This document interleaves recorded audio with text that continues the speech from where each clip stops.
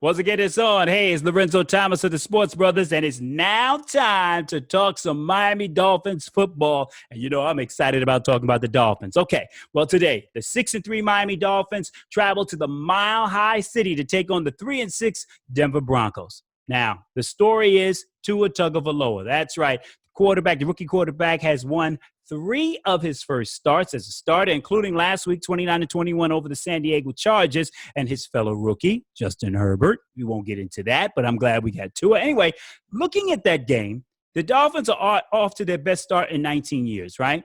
The final score shouldn't even been that close because if you watch the game, the Dolphins were driving and committed a fumble. There was a fumble snap between center and Tua, and had they not turned the ball over in the red zone, they would have gone up 21-0 or at least 17-0. And that would have changed the entire complexion of the game because the Chargers would have had to abandon the run game and they would have had to throw in order to try to catch up, and that would have played right into the hands of the Miami Dolphins defense. So the Dolphins come away with a great win, and they have won 5 in a row, 5 of their last 6, and they are playing great football. And their last loss came to Seattle Seahawks. And if you saw the game on Sunday night, you know Seattle is a good team, and even though they were in a little bit of a slump. But when they came to the Hard Rock Stadium, they were 4-0. The Dolphins were 3-1. And in that game, the Dolphins had a problem getting the ball into the end zone. I mean, they had to settle for field goals. And I think that's when Brian Flores and Chris Greer and Chan Gailey decided, you know what, we may need to switch to Tua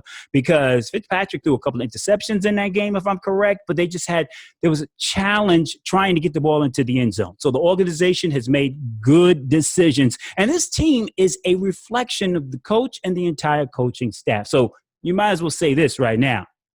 I'm going to say it. Brian Flores, NFL head coach of the year. All right. Just look at what they've done since they started off 0-7 last year. It's been phenomenal. They've been finding talent. And just last week, look at the game against the Chargers. The Dolphins were missing some key players. Starting wide receiver, Preston Williams, out. Starting running back, Myles Gaskin, out. Matt Breida was out. Starting defensive tackle, Christian Wilkins, out. Next man up mentality is something that the Dolphins have been doing on the daily, and Chris Greer and Brian Flores got these guys playing. Of course, Chan Gailey has been doing a masterful job with the talent that he has. Defenses don't even know what the Dolphins are going to do on the offensive side of the ball from week to week because they come up with a new game plan. So the Dolphins don't even know the Broncos don't know what the Dolphins are going to do today in the game. Now, as far as the game is concerned, it's going to be one of the coldest. It's going to be the coldest the Dolphins have had this year. Weather may play a factor because it is in Denver. And, of course, the altitude is always a problem for visiting defenses. So the main thing I think the Dolphins need to do today is what they've been doing over the last 5 games, getting off to fast starts and good special teams play. Because when they get in front early, teams have to play catch-up that plays into the Dolphins' defense, and they must continue to play all 3 phases of the game very well and control field position. It's important to do so when you're on the road and when you're a young team. They haven't been making a lot of mistakes, and people tend to forget how young this team is. It is the 3rd youngest team in the NFL, and they're still learning, and they're getting better week after week after week.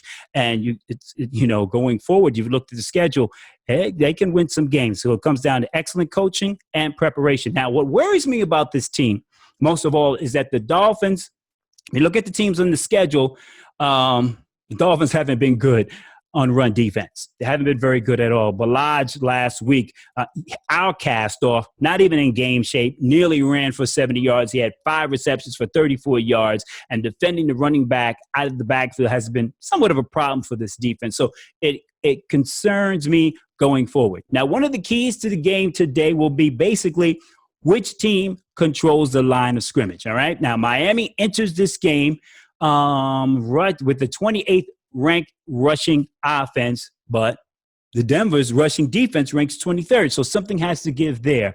So you can look for Salvon Ahmed, who rushed for 86 yards last week against the Chargers, to basically be running that rock right down the middle of the defense. But the Dolphins have to do the same thing on the defensive side of the ball because the Broncos have 2 very good backs. Phillip Lindsay and Melvin Gordon are no joke. And also look for Drew Lock to be handing the ball off quite a deal because he's dealing with a rib injury. And then he, tends to put a lot of links on the turnover chain. So he probably will be handing off the ball to avoid further injury and rely on the running game. So the keys for the game today for the Miami Dolphins are get off to a quick start, all right?